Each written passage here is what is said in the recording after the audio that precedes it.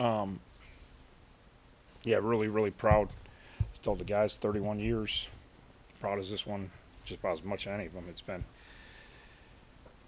a hard week. You come off that loss. Um, we're battling, and you got some momentum after Northwestern, and you got a new quarterback, and then you have a hard time moving it last week, and you got a chance to win it. You got your defense who's played really well on the field, and then we make some mistakes, and it's hard coming in here on Sunday, And then really our coaches and our kids, the character. And the amazing thing for me, from the outside looking in, is we got all these new guys. Like, they're not Miami guys. Like, we got like 8 new guys, and we got guys that showed up here in June, and it's like they didn't come here to play football for Miami. They came here because they were looking for something else.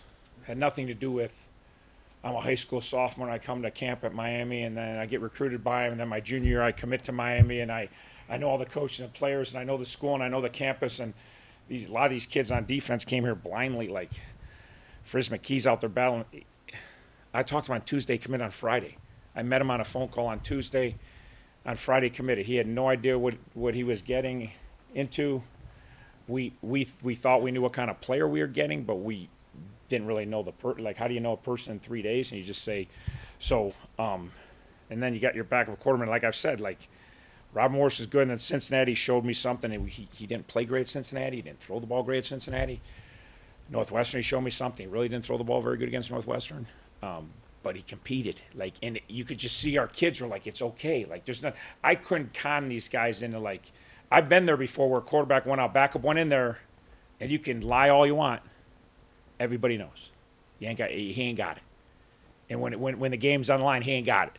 So how are you gonna survive for, 6, 8, 10 weeks, and AV competed since then, and Northwestern competed, and then today, same thing. It's like he's given us a chance when I didn't know. Like, I had no idea. AV's a great kid. He's been our 3rd, 4th quarterback. Like, I had no idea. Now all of a sudden he's our first, and his 9 for 14 throwing it, obviously the last completion, I know he's open, but you got to hit him. I mean, it's 4th and 6, games on the line. The 2nd and 20, we're trying to get something back on the Q draw, and he gets 22.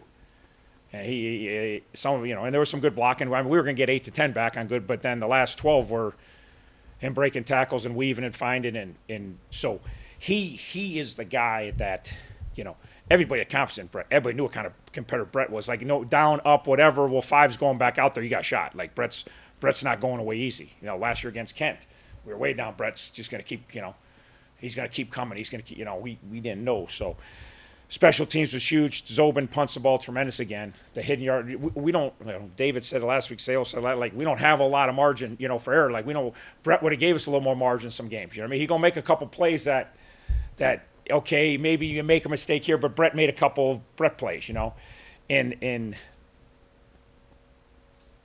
Jay Bro does a great job. He's been screaming fair catch equals fumble since he's got here to, like, just drill.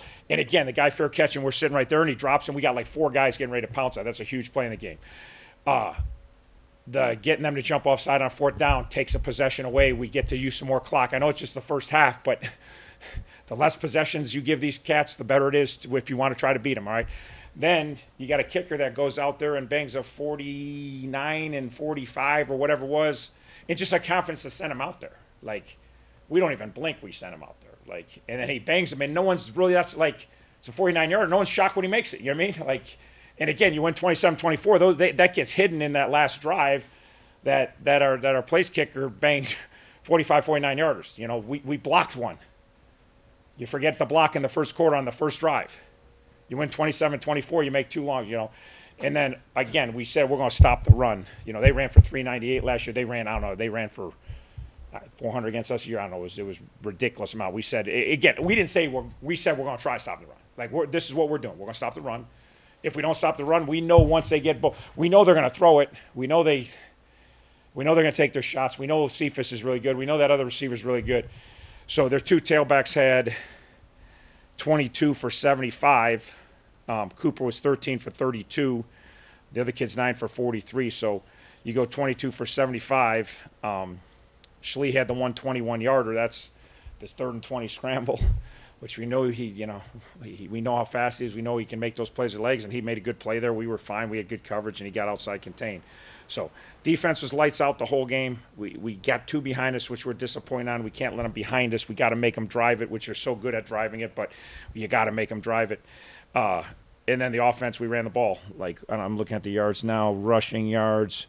We rushed for 236. They rushed for 109. For this team, that's what we got to do. That's what we got to do. And then, obviously, the 9 for 14 for 179, the 76-yarders to Miles Marshall. Obviously, the last one to Cold Iron. So huge, and everybody's fighting for their team. So it was an awesome win. It was an awesome week. Scouts were incredible. Anybody that came out to our practice, our scouts were amazing. 3-3-5 defense. We ain't seen this in years. Iowa State runs it. It's kind of becoming it, but we have not seen it here. So it was completely new for our offense. Our offensive staff was grinding Sunday, Monday just to try to get a handle on what it was. They got a good handle on it. Then the fast offense, our scouts and our scout coaches did such an awesome job all week getting us to give us a chance to win this game. And then the kids came through and got it done. Go ahead, sir. Right here. You need a mic. Thank you. Pretty loud. So how big of a win is this for the program on homecoming, getting a nice revenge win against Kent State? Yeah, no, it's obviously from last year. You got a bitter taste. More so just you're 0-1 and you lost to an East opponent. If you have any chance to stay in this race, you got to win today. So that's and we told the kids, like, I'm not big on things that aren't real. We said, like, hey, if you lose this one, you win the conference, so you can act like, and again, doesn't mean we're going to quit and not play. We're going to always play. We're always going to play. But we don't, like, hide around the truth. Like, the truth is the truth. Like, everybody's thinking, no one wants to say, like, you got to kind of win this. How many questions I got this week kind of hinting around, like, oh, it's a pretty big game. I got you. Yeah, if we lose, rather, like, so, and again, so now you're 1-1 and you're still, way behind Buffalo's 3-0, but at least you're hanging. At least you're hanging. You got a chance to play another week at least. Behind you. Make you work today. On the interception from AV, was that like how do you feel about that play? Do you think it was just a missed pass? Backer got wider. Our guy was wide open. I'll have to look it on tape. It was 1-on-1. We knew exactly what they were in. We got hip 1-on-1. Hip was wide open. The backer got underneath it. I don't think that was. That might be a spacing issue on us as coaches. We'll look at it. We'll see. AV still got to see it and not throw it right to him. Obviously, he's got to feel that. But the backer got in the window. I'm thinking it was a spacing issue because that's not the read. And if somebody other than your read picks it off, then we got a better spacing. But he's still got to feel and see it. Brett would feel and see that. AV's figuring out. The best thing, again, he just doesn't blink. Like, he's pissed. Like, he's mad, but he's not fake mad. He doesn't he's just genuinely mad that he threw a pick and hurt his team, and then he moves on and he competes and he keeps playing. And so, yeah, we'll have to look at that one. Way to bring up the one bad note. I appreciate that. That's awesome. You got a future as a reporter. Don't worry about the 57,000 great things. Let's talk about the pick. I love it. Coming into the season, the secondary, as you mentioned, was a lot of question marks back there and everything. Can you speak to how big of a challenge this week it was when you've got a quarterback that can just zip sidearm or whatever, that short pass, and then he can drop in the long pass? I mean, if you play him tight, then you put yourself in jeopardy for the long passes. So how tough was it on this secondary today? Really tough because their two outside guys really fast, and Cephas is really good running after catching. He killed us last year catching little balls and turned them into 7-yard touchdowns. We wanted to keep everything in front. We had a tackle. We didn't know if we could tackle, but, I mean, our game plan, we put a lot of pressure on our back end. We had everybody down the bottom. We were not going to let them get their heads up running the ball. And we said, hey, we may lose. We may give them 700 yards passing. Corners, you're going to have to tackle these guys one-on-one. We got to keep them in front. We can't let them behind us, but they're going to throw the ball underneath, and we got to tackle them in space. And if you don't, he's going to run. The one time we missed in the last drive, it was a huge play. And we tackled Frizz. I don't know how many tackles Frizz had out there one-on-one with nobody around. And guys that are 6'2", 210, 215-pound receivers, he kept getting them on the ground, getting them ground. So we put a ton of pressure on him.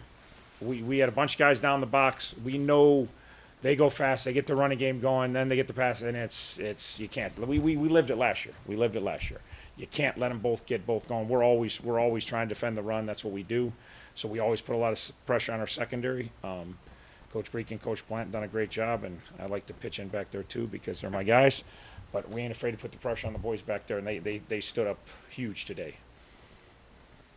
Coach, can you just talk to us the thought process of going for it there on fourth down and not kicking the field goal? Yeah, just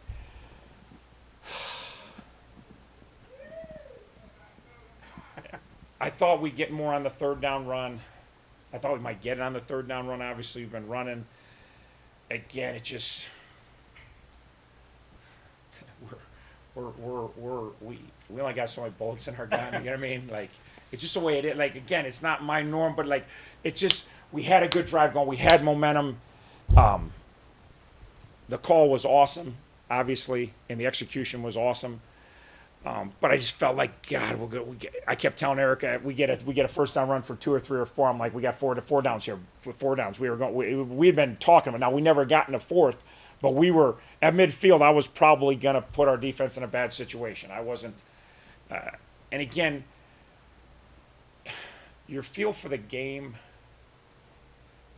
I think everyone that it would agree in this room at that point, like you kind of felt like our offense was rolling a little better than our defense, and our defense had played amazing. But the last, we gave up back-to-back touchdowns and we gave a field goal. It wasn't as good as we had played. It was kind of like if you have a chance to end it, same thing I went for 2 a year ago. Like we was 48-47. I'm like, and it was going to come down to play. I want to have Brett and the guys on the field. Like at that situation, I'm just like, I feel good about what they're doing, and I don't know what play they're calling, but here's a chance to end this thing, and they're kind of, I don't know. So it goes against being a defensive guy, but I told them. And then it was on the 28, so it's a 45-yarder. It's like you make it, you're still only up 6. If you get the first down, it's sayonara. So I don't know. I'm not sure.